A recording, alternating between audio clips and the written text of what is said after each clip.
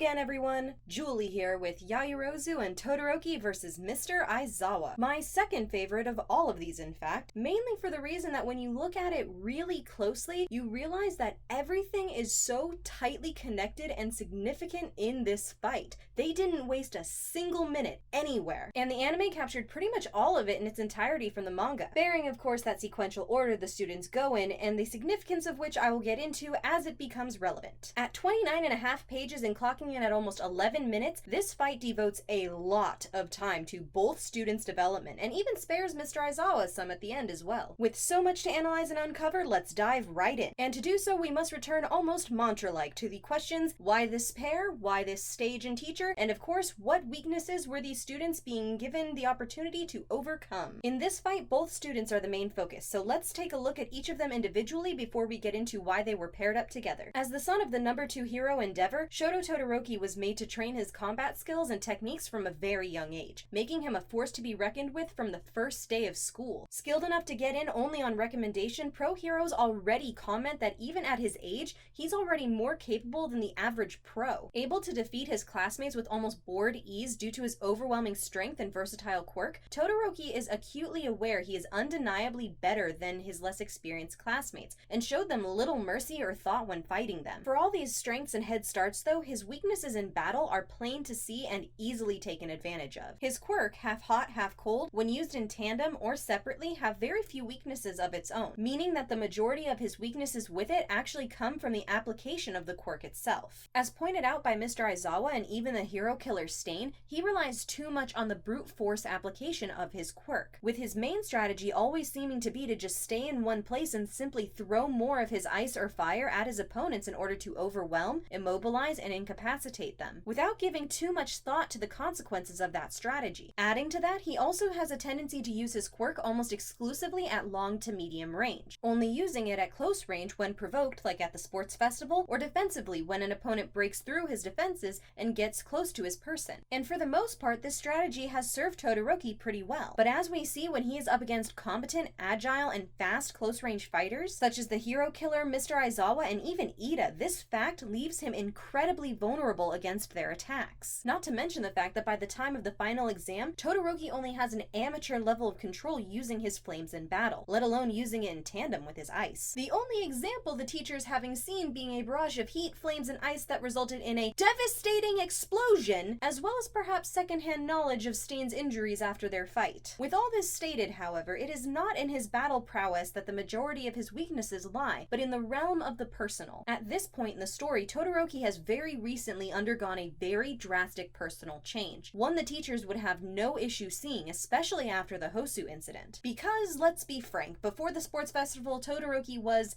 how to put this delicately, not a very particularly amiable character. Averse to teamwork and even resentful of camaraderie, he also had a disturbingly noticeable drop of cruelty, as shown by his almost casual torture of villains for information. And though I wouldn't call him arrogant, he is well aware of his strengths, and has no sympathy or patience for his classmates whose abilities are not on the same level as his, all of which often led him to either not working with others when assigned to, or putting himself as the de facto leader when forced to, and taking on all of the responsibility for strategy and planning on himself, not even giving his teammates the opportunity to give their input. And though he has proven himself to be a very intelligent and capable strategist, as we will see in this fight, that habit is capable of blinding him to the flaws in his own plans. Now, many of these issues have greatly lessened to varying degrees since the end of the sports festival, with his cruel streak being the only one to seemingly have vanished completely. He's gone from disdainful at the idea of making friends with his classmates to being the only one to, at the drop of a hat, run to Izuku's vague location text without even knowing the reason behind it. Not to mention caring enough for Ida, who at the time he barely knew, to be keeping an eye on him after his brother's injury, and to care enough to encourage him to remember his ideals during the Stain fight. All of this sudden growth and willingness to work with, stand up, and care for others personally would not have gone unnoticed by the teachers. Nor, however, would the fact that these sudden changes in no way means lasting change that requires no upkeep. All of this would make it evident that they need to challenge him to find not only a way for him to more nuancedly use his powers, but also to give him an opportunity to work on his personal flaws. And that is where Momo Yaoyorozu came in. Getting in on recommendation as well, Momo started the year as a confident, outspoken, and extremely competent competent student. From the first moment we meet her, she is portrayed as extremely observant with a keen intellect. Honest to a fault, she unabashedly gave harsh but fair criticism of her classmates' actions when asked, and displayed a calm and level head when we first saw her in her first fight at the USJ. Her quirk, creation, allows her to manipulate her fat cells into different atoms to create any non-living thing, so long as she understands everything about its chemical makeup and the method of manufacturing. And can you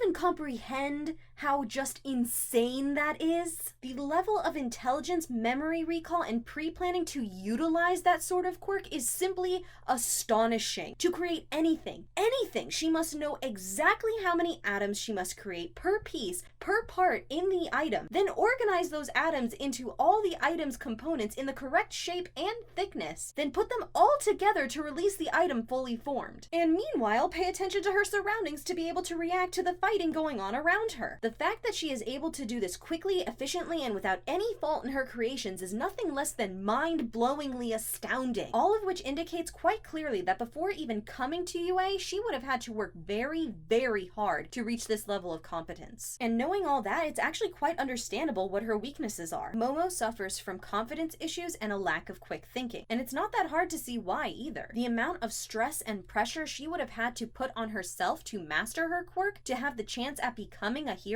must have been unimaginable. In order for her to use her quirk effectively, she must be perfect. Everything must be perfect. Any slip up, any fault in her creation process would result in her creations either falling apart or not functioning at all. So it's not that much of a stretch from her having to train day in and day out with that way of thinking and pressure to putting that expectation of perfectionism on herself as well. So as to one day be competent enough that by the time she reaches high school, that she believes she is capable to take on the challenge of becoming a hero. As for her issues with quick thinking and adapting to new situations, I can see why she has so much trouble. Each item inside of her takes planning, time, and the fat in her cells to make. Fat of which she only has a limited amount in her lipocytes, so presumably she can only create so much at a time and without it negatively affecting her health. Not to mention that as far as we know, if she messes up the item while it's still inside of her, she can't just break it down and start all over, as it is stated that her quirk allows her to manipulate her fat cells into other atoms, not other atoms into other atoms. Which all means that once she decides to start making something, she must 100% commit her time and her limited fat stores to making that item to completion. And as such, she must always have a very carefully laid plan for each application of her quirk. With all that being the case, it's no wonder that she has these issues. Growing up, she must have had to put in so much work and so much time to just be able to master her quirk, probably at the cost of a lot of her personal life, and put in so much emotional investment into it that it's no surprise that at her first major failure, she crumbles. Her own perfectionism now turned against her. Worse still, this first failure was very public, with the entire country watching her. This failure even could possibly hurt her chances at being scouted for potential positions in the future. This is a real paying job these kids are trying to get after all. Can you just imagine how crushing that must have been? To work so hard to make it to where you are, only to fail your debut to the world without even getting to show your skills? How good you know you are? And while we have seen her very successfully battle villains and plan strategies before, this was the first time she failed when she was not only fighting on her own, but also relying on nothing but her own merits as a potential hero, all setting her up to compare herself to the one other person in class who, just like her, was thought to be good enough to not even need to take the exam to come here. And all of that made her the perfect partner for Todoroki. This pairing by the teachers is actually quite mutually symbiotic, all in all, each giving the other something they need in the test. But we'll get to the details of that in a sec. Now on to their placement as fourth. As I mentioned in a previous video, if you discount Sato and Kirishima, the first three pairs of students to be tested are all seen as level-headed, capable strategists and fighters, which leads me to believe that the teachers intentionally made them all go sooner in the exam for the explicit reason of upping the pressure on those skills by giving them very little time to actually plan their strategies. With that in mind, I return to the question of if that was their intention, intent, why wasn't Momo and Shoto placed first of these three, especially seeing as how they wanted to challenge Momo's quick thinking skills? While of course I can't say for absolute sure, I really think it was to give both of these students an opportunity to overcome some of their personal weaknesses. Because when it comes right down to it, both of their fighting abilities, while needing a little polish, really aren't their main issues. It's their personal hangups and insecurities that are really holding them back. This extra time was meant for them to sit down together and discuss their plans for the upcoming fight. And I know that sounds so simple and obvious, but for these two, it's a really big deal. For Shoto, it would have allowed him to work on his communication and cooperation skills. It would have gave him the chance to listen to another person's ideas for a plan and maybe even give the reins of leadership over to them, allowing him to learn some humility and maybe even come out of his shell. And it would give Momo a chance to improve her confidence by coming up with plans, pitching them to someone she respects, and maybe even have that person validate them. And that coming from Shoto, who Momo most identifies with, at this point probably would have meant a great deal and boosted her up quite a bit, then allowing her to feel more confident in the practical portion. Though I honestly think this time was actually more geared towards Shoto being given the opportunity to take the first step to engage with his teammate and work together. And yet, from everything we are shown, they don't even speak to each other the entire time they are given. 3 matches come and go, and they don't share a word. Literally, the first time they are shown planning for this fight together is the moment the exams started. Now, Momo also fails in taking that first step and engaging with Shoto as well, who I think might have actually been receptive to it at this point. This just makes things a mess all around. Seriously, 3 matches worth of time, you guys. Epic fail on both of you. Now let's get on to the teacher and stage. Honestly, these two things are tied so closely together with everything else, it's just perfect. Though that very connectedness does make things a bit convoluted when trying to explain it, so I'll try my best to keep it all understandable. Starting off with the teacher, Shoto Aizawa, known appropriately as Eraserhead, has the quirk Erasure, which erases the quirk of all but mutant-type quirks just by looking at them, with the effect stopping when he either blinks or looks away from the person he is erasing the quirk of. Now, both of these students are heavy quirk users in their combat. Now, yes, I know you could say that about almost anyone, of course, their quirks being what allow them to become heroes after all, but it is especially true of these two. Todoroki may have some fighting ability without it, but that isn't how he usually fights. Again, his main fighting style being mostly to just throw his quirk at his foes from a stationary position. Without his quirk, his only option is pretty much to be on the defensive or run. Momo, on the other hand, relies solely on her quirk during combat. That is her fighting style. Take that away from her and she doesn't have very much to go on. This is why, along with everything else, Aizawa was perfect for these two. Taking away their quirks and making them essentially defenseless would literally force them, but especially Todoroki, to communicate and strategize with each other. Not to mention the fact that they were given a stage that basically facilitated and ensured that they would have hiding places out of Aizawa's view, allowing them to regroup and plan in safety. Then, with the main ways to get to the gate being the most exposed areas, they would inevitably be forced to come out of hiding and put their plans to the test. And if it didn't work, they could always run and hide in the urban maze again and try to think of another plan, which would help Momo greatly, giving her plenty of opportunities to gain back her confidence in that area. Aizawa is also pretty ruthless when it comes to the feelings of his students. He pulls no punches to get his point across, and he's very blunt with his thoughts. He's honestly a little intimidating. And in reality, this is exactly the kind of teachers these two need right now. Momo doesn't need someone to coddle her and speak softly to her about her confidence. No, she needs someone to challenge her so that she can prove herself. That is the only way she's gonna get better. Shoto, meanwhile, needs someone to call him out on his crap about being a sucky team player and never collaborating with his teammates because he thinks he's better than them. Someone who can back up their talk by beating him and proving what they say with actions. And speaking of Shoto, this stage was definitely chosen with him in mind. By his own admission at this point, he still doesn't have full control over his flame's temperatures yet. And in a place like a crowded urban area, or even any area with flammable materials, he needs to learn to control his left side. He can't just be shooting his flames every which way like he did in that concrete alley against Stain. Now, how hot his flames can get is a bit hard to discern because, you know, anime physics, but we know his flames can at the very least create severe burns as well as burn away the clothes of his gym uniform. and cause a giant explosion, but I'm not math savvy enough to tackle that subject. Go ask film theory, I know they're very good at that stuff. Which, depending on its material, would burn at different temperatures. But regardless though, we have been shown enough evidence to know his flames have the capability to hurt people if they were to, say, hit a bystander. So controlling for collateral damage to both property and civilians is something he must learn to be cognizant of and control for when using this aspect of his quirk. And wouldn't wouldn't you know it, this stage gives him just such an opportunity to start practicing that. Though I do have a sneaking suspicion that on many of these students' grading sheets was probably a big old box for point deduction due to property damage. Okay, so with all that set up, how did they do? Well, at the beginning pretty dismally, to be honest. We start out with Shoto falling right back into his old habits and taking charge and just giving orders. However, though, it is here where we see that spark of growth too. He does ask Momo what's wrong after seeing she is visibly distressed and does try to console her. He then proceeds to only now give her his best plan for them to beat Aizawa. I'm never letting that go. And when she looks distressed again, he loses all points he just earned for asking how she was doing by straight up ordering her to just start following his plan. Remember what I said a few minutes ago about this habit of his having the capability to blind him to the flaws in his strategies? This is where that all comes full circle. Todoroki's plan is horrible. Just an unbelievably stupidly terrible idea. Let's review it, shall we? He wants Momo to create lots of small objects continuously as they make their way towards the gate. That way, if Aizawa tries to sneak up on them and uses his quirk, they'll know he's there. Then, when Aizawa finds them and disables her quirk, Shoto then plans to take him on alone while Momo runs to the gate. And just...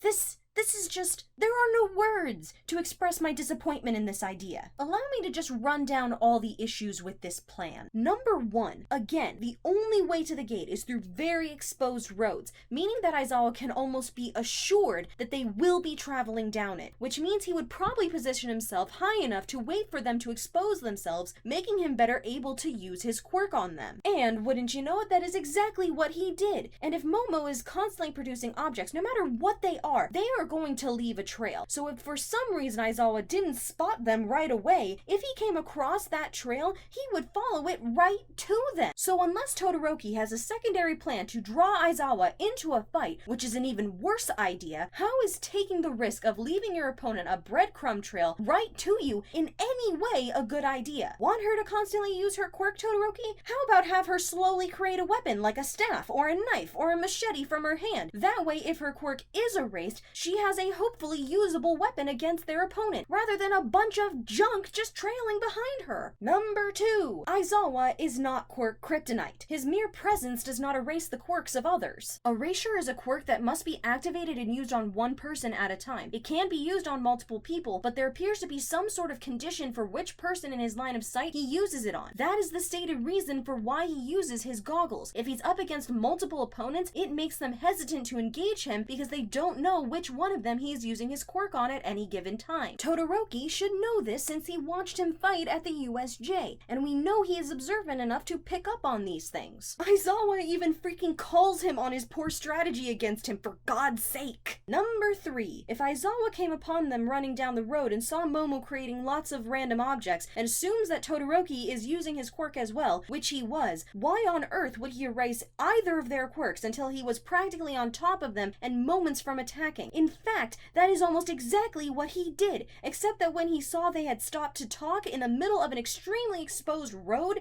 he waited for them to notice he was there, adding in a small teaching moment about always being on guard in these situations. He gave them an opportunity to notice that he was there and react. And do take note of that, dear viewer, because it won't be the last time he does this in the exam. But yes, erasing their quirks any sooner would literally give away his position and eliminate his element of surprise. So betting on him erasing their quirks with any sort of time left for them to notice and try to counter is a terrible, terrible idea. Number 4, Todoroki wants to split up. Taking on Aizawa on his own is probably the worst part of all in this plan. Look at Momo's face after he tells her this. Even she knows it. Yes, Todoroki has some fighting capability outside of just his quirk, but let's be real. He is no match at all for Aizawa, who has not only a very effective capture weapon, but specializes in close quarters combat, and not to mention has years of experience on Todoroki. I like to think that Aizawa had himself a nice smug little chuckle when he saw the execution of this part of their plan, because Todoroki literally just fell right back into his old habits as soon as things got serious, trying to take on everything himself and sidelining his partner. All right after he just reminded him of his fight with Stain and how if you come up against someone who's more powerful than you, you should probably know when to run away. And then, to the shock and surprise of exactly no one, the execution of this plan results in Todoroki immediately getting overpowered, getting captured, tied up, and left alone with his thoughts to contemplate where it all went wrong. This entire sequence, though, is incredibly important for Todoroki's development, because Aizawa straight up calls him out on his crap, and how the entire reason his team is in this situation is because of his inability to work with his team as opposed to being in charge of the team. That he needs to knock it off not only because it's wrong, but because it's holding him back. Aizawa knocks Todoroki down a peg by, for the first time since he's been at UA,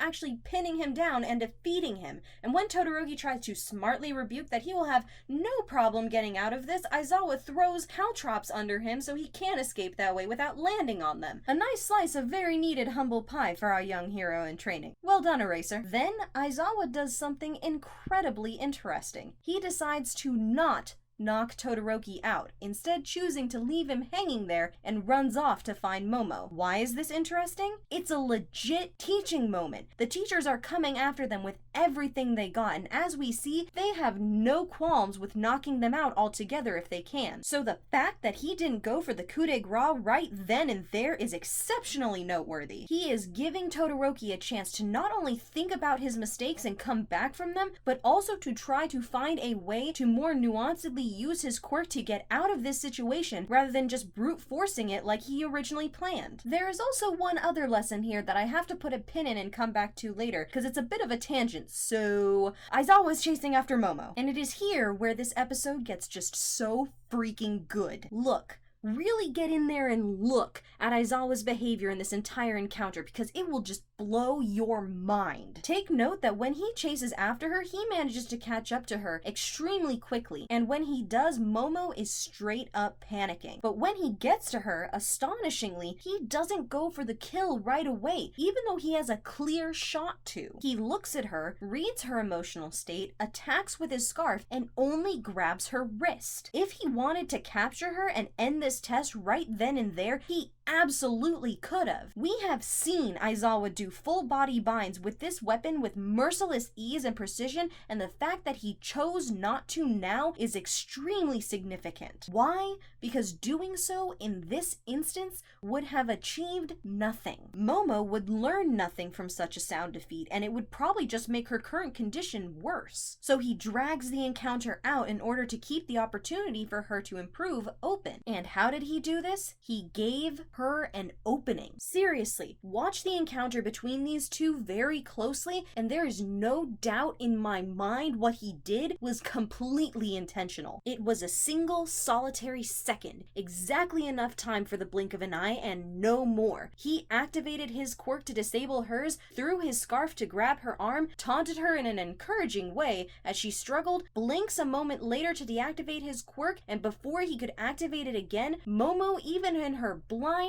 panic, recognized the opening and in a moment of quick thinking, seized it to escape the scarf. She freaking did it, you guys! She used some quick thinking, adapted to the situation literally in the blink of an eye, and succeeded. She's still got a ways to go before getting full marks, but she's on her way. I don't know what to tell you guys. I cannot read this any other way. Aizawa literally only a few seconds before had activated his quirk. We learn his time to keep Erasure active has shortened, but he's able to keep it for longer than that, as we saw due to him earlier when he first encountered the dynamic duo. If his eyes were dry or something and he knew using it right now he'd have little to no time, wouldn't it make more sense to just keep blinking a few times, keep chasing her, recharge, and then attack her when he's at full strength? Why didn't he just do that? Because he knew that soundly beating this student to a pulp would have accomplished nothing. Her issues didn't need that solution. He's a better teacher than that, and so provided his struggling student with not a handout, but an opportunity, if she could seize it, to come back on her own. And even though he states moments later that helping her regain her confidence isn't his job right now, actions speak a heck of a lot louder than words, Aizawa. But I digress. After escaping Aizawa's scarf, if it's even possible, this episode gets even better. Momo spins on her heels, runs right past Aizawa, and starts back towards Todoroki's location, and Aizawa does nothing to even try and stop her. seriously. Then surprisingly, though at the same time not surprisingly at all, the exceptionally speedy Aizawa gives her not only a head start back to Todoroki before chasing after her, but while staying on her heels, he is noticeably dragging his feet, taking longer than before to catch up to her. I think it's fairly obvious he's doing this on purpose to let her reach Todoroki first before engaging them, to give the two a moment, and only a moment, to collaborate and formulate a plan, giving them an opportunity to overcome their weaknesses. Getting back to Todoroki, the still panicking Momo is frozen by indecision. Todoroki, however, having realized his mistake and grown from it, encourages her and apologizes for his behavior, saying he should have listened to her and what she had to say rather than just telling her what to do. Resigned, however, to her inevitable failure, Momo again despairs at the situation, but Todoroki refuses to let her. Telling her he believes in her leadership and personal capabilities, he backs up his words by telling her that he voted not for himself,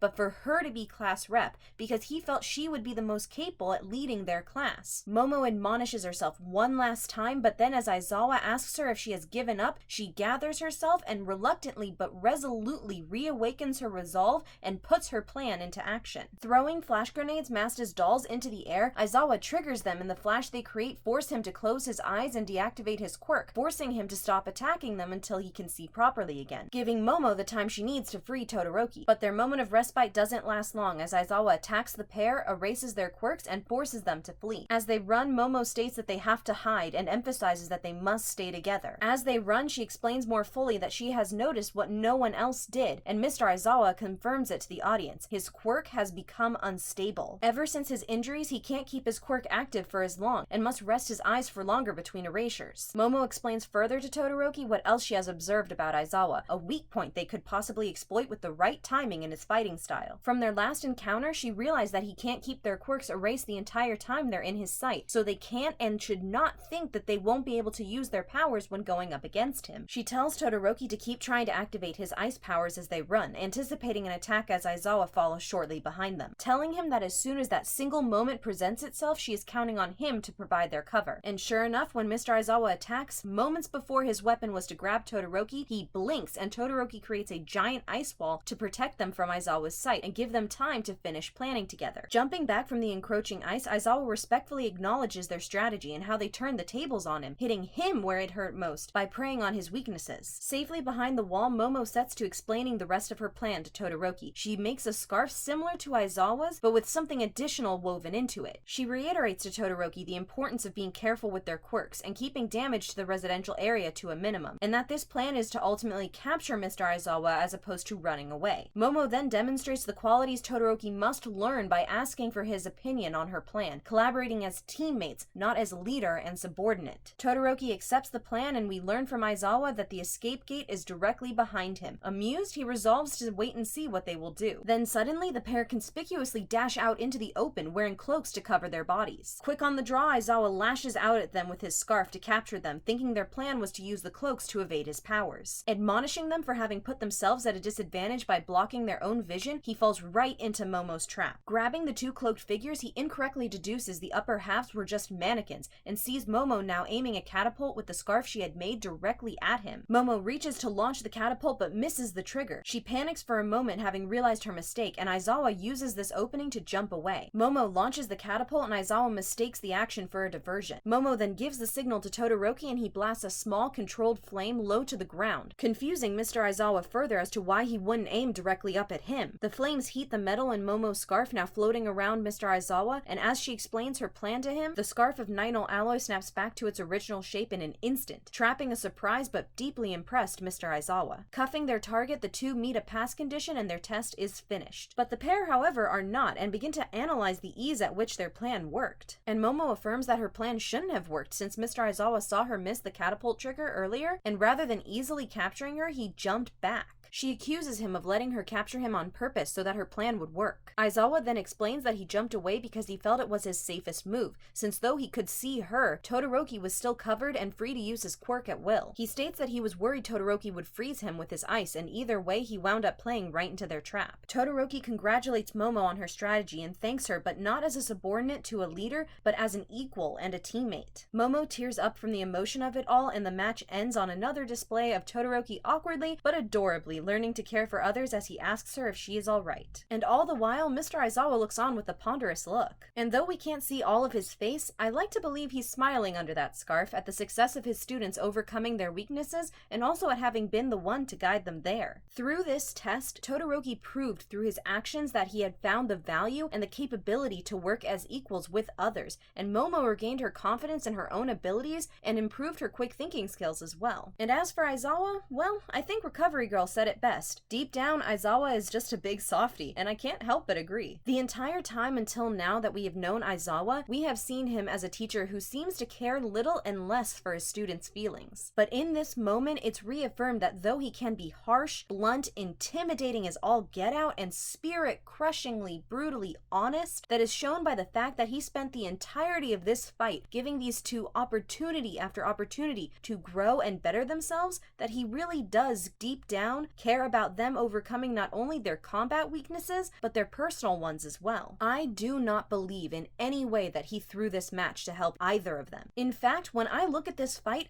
I see exactly the kind of teacher I always loved the most. The one who doesn't lead you blindly to the lesson, but facilitates the path for you, his student, to learn the lesson yourself. And in many ways, I really think this fight sets up the Aizawa that we'll be spending the rest of this story with. Well, I hope you all enjoyed that. This sure was a long one, probably my longest to date, actually. And thank you so much, everyone. This video took me so long to make through all the technical difficulties. Thank you all for sticking around with me and waiting for it. It has been an insanely busy, overwhelming, and at times seemingly impossible few months, and the fact that this video was such a big fight with so much in it did not help facilitate its creation at all. And there were times when I thought about just giving up on it, that I just couldn't do it, but those words of encouragement that all of you have gave me always made me pick up that pen, put in those late nights, and keep working on it until it was finished. This channel really has been that place of encouragement and purpose I've so desperately needed these last few months. So again, thank you. Thank you so much. Don't forget to like, favorite, subscribe if you want, and I hope to see you all next time for Aoyama and Ochako versus 13. Later!